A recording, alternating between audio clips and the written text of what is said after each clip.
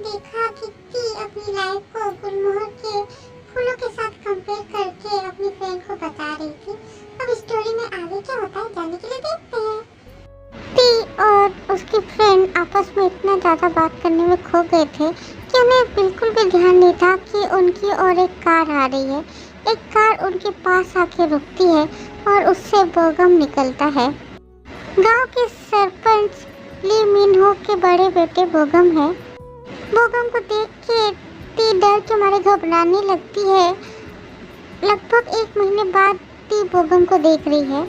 जब बोगम गांव में रहता है तो बोगम ती को कहीं भी जब देखता है, चाहे रास्ता हो या कहीं भी, तो ती के सामने आके खड़ा हो जाता है और लगामहीन बातें, गंदी बातें बोल के ती को बहुत ही ज़्यादा अनकंफर्टेबल, अनईजी फील कराता है।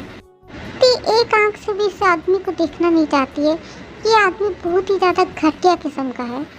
गांव की कोई भी लड़की अगर इसकी नज़रों में आ जाती है तो वो उसका जीना हराम कर देता है। 1 साल पहले ती गांव के एक मेले में बोगम की नज़रों के सामने आ जाती है और उस दिन से ती की लाइफ में और भी ज़्यादा अंधेरा छा गया। इस आदमी की वजह से ती दिन दहाड़े भी घर से निकलने से डरती है।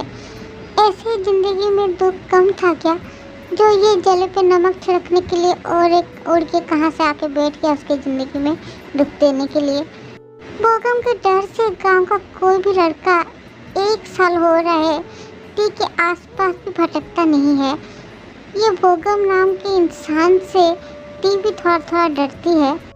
इसलिए तो ती डर से अपनी फ्रेंड योंजन के पीछे चली जाती है और उसका एक हाथ टाइटली पकड़ती है। उसके डर को योंजन भी समझती है, इसलिए योंजन बोगम से बोलती है, नमस्ते भैया, कैसे हैं आप? बोगम एक सिगरेट निकाल के उसमें आग जला के स्मोक करने लगता है। बोगम शरीफों जैसे कोट पैंट शर्ट पहन के खड़ा है। देखने में तो शरीफ लगता है पर बिल्कुल भी शरीफ नहीं है। बोगम हर तरह के बुरे और गलत काम करता है बिना संकोच के। वो जितने सारे पाप कर रहा है उसे कोई गिल्ट नहीं है, ना पहले था और ना अभी है। इसलिए तो वो खुद को और भी ज़्यादा पावरफुल आदमी बनाने के लिए मंत्री का पद हासिल करने के लिए चुनाव की तैयारी कर रहा है, उसमें बिजी रहता है आजकल।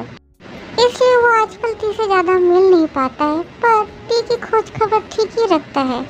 बोगम एक शादीशुदा और एक बच्चे का बाप है, फिर भी उसकी गंदी नज़र ती के ऊपर है, जिसके वजह से वो ती के आसपास किसी को भी भटकने नहीं देता है। बोगम योंजन की बातों का कोई आंसर नहीं देता है। वो तो योंजन के पीछे खड़ी हुई ती को देखने में बिजी है। मुंह से कुछ ना बोलने पर भी वो ती को अपनी आंखों से ही देख के निगल रहा है। ये ती भी अच्छे से समझ रही है। ती अच्छे से समझ पा रही है कि वो बोगम से जितना भी छुपने की कोशिश क्यों ना कर ले, फिर भी बोगम उसे ठीक ही देख रहा है और उसकी ऐसी तीखी नज़रों से देखना ती को बिल्कुल भी अच्छा नहीं लगता। ती को इससे डर लगता है। बोगम की नज़रों में ती के लिए बस काम वासना ही है और कुछ भी नहीं।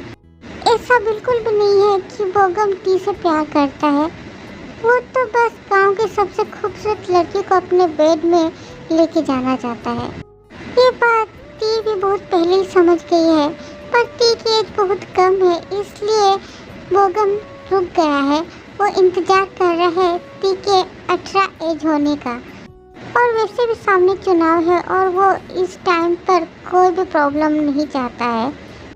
उसके वजह से कोई भी प्रॉब्लम हुआ तो उसका पॉलिटिकल करियर ख़त्म भी हो सकता है, इसलिए वो अभी ती के साथ कुछ भी नहीं कर रहा है।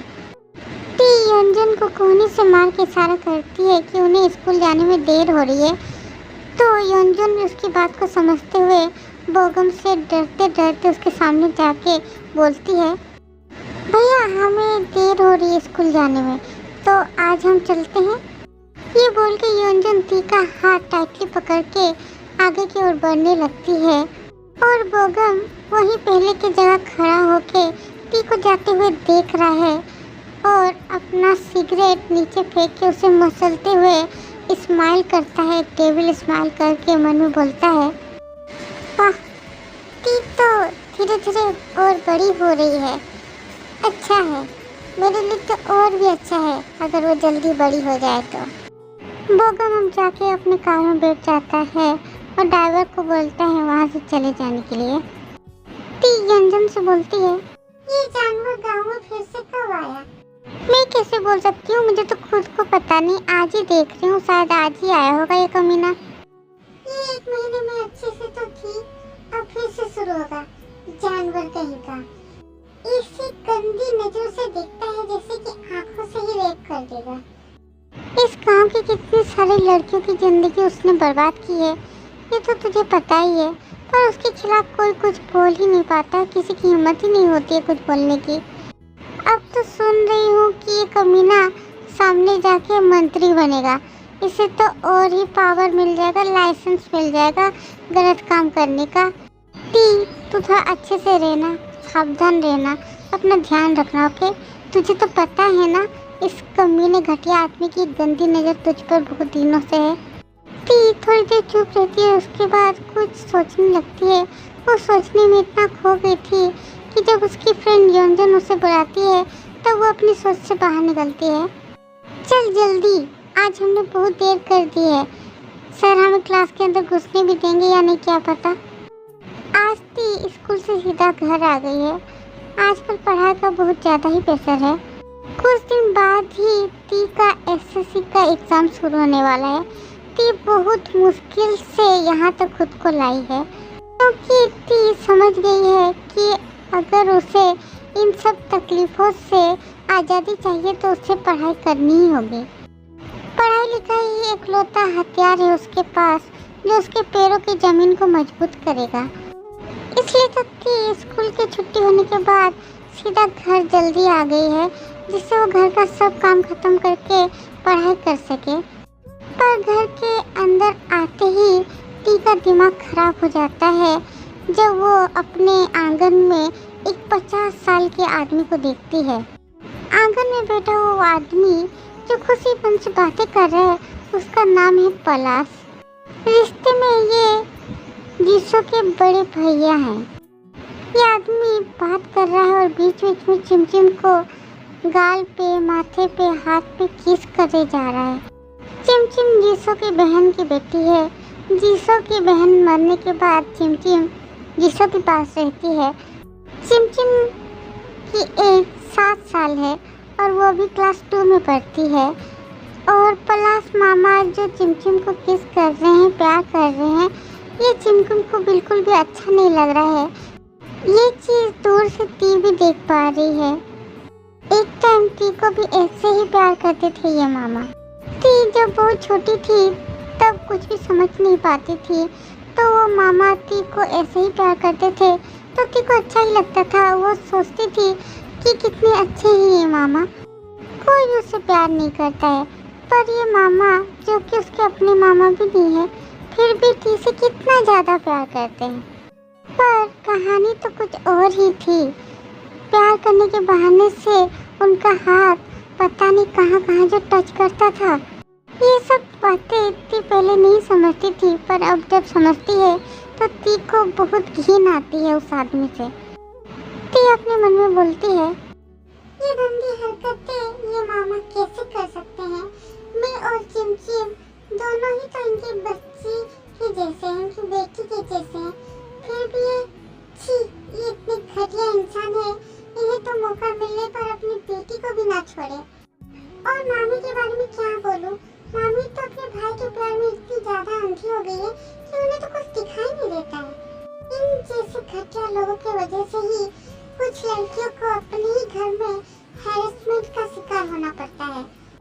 टी को देख के ही चिमचिम दौड़ के टी के पास आ जाती है और उसे हक कर लेती है। टी समझ पा रही है कि चिमचिम को ये सब बिल्कुल भी अच्छा नहीं लग रहा है, इसलिए टी चिमचिम को लेके घर के अंदर जा ही रही थी कि तभी जीसो टी को रोकती है और बोलती है, क्या रे बदतमीज लड़की, तमीज भूल गई है क्या? बड़े बुजुर्गों को देखने से उन्हें प्रणाम करना पड़ता है, ये सब भूल गई है क्या कलमुही? या फिर मेरे भाई बाप को देखने से तुझे जलन होती है, गरम जली? अपनी चाची की गंदी बातें टी चुपचाप सुन लेती है और पलाश के पास जाके उसे प्रणाम करके चिमचिम को लेकर रूम में चली जाती है। टी रूम में आने के बाद अपने मन में सोचती है, चिमचिम को मैं अकेले उस आदमी के पास जाने नहीं दे सकती। उसकी मौसी तो अंधी है, पर मैं अपने साथ हुए गलत चीज को फिर से चिमचिम के साथ होने नहीं दे सकती। मैं चिमचिम को हमेशा अपनी नजरों के सामने रखूंगी। टी रूम में आके बहुत ही सीरियस होकर सोच रही है, ये पलाश मामा जितनी बार भी इस घर पे आए हैं उतनी बार मामी के कान को भरे हैं। पहले जब आए थे उस बार तो टी के पढ़ाई लिखाई कैसे बंद किया जाए उस बारे में कान भरे थे, पर उस दिन प्रकाश सर और गांव के कुछ लोगों ने टी की बहुत ज़्यादा हेल्प की थी। उस दिन प्रकाश सर और गांव के कुछ लोग मिलके बहुत ज़्यादा प्रेशर दिए उनके ऊपर, इसलिए उस दिन उनका षड्यंत्र पूरा नहीं हो पाया। पर इस बार आए हैं तो क्या करेंगे, यही सोच सोच के टी के सर में दर्द होने लगा है। अब टी मन में बोलती है, कमीना बुढ़ा, इस उम्र में तो एक पैर उसका कब्र में और एक पैर मिट्टी में है, फिर भी उससे भगवान से डर नहीं है। इस उम्र में भी गंदे काम करने से बात नहीं आ रहा है। इस बुढ़ी को ये समझ में नहीं आ रहा है कि जैसा कर्म कर रहा है उसका हिसाब भगवान के घर जब जाएगा तो उसको देना पड़ेगा। सिर्फ मुंह से भगवान का नाम लेने से सब पाप धुल नहीं जाएंगे, अंदर मन को भी साफ करना पड़ेगा, अपने कर्मों को भी अच्छा करना पड़ेगा। इस बुद्धि को ये समझ नहीं आ रहा है। राक्षस, शैतान, घटिया इंसान नहीं तो इस बार मेरे साथ कुछ भी गलत करने आएगा ना तो उसे ऐसा सबक सिखाऊंगी ना, कमीना बुढ़ा पूरी लाइफ याद रखेगा कि ये क्या चीज है। अभी के लिए बस इतना ही। आर्मी स्टोरी में आगे क्या होता है जानने के लिए वेट करें नेक्स्ट पार्ट का। तब तक bye bye, love you, miss you army.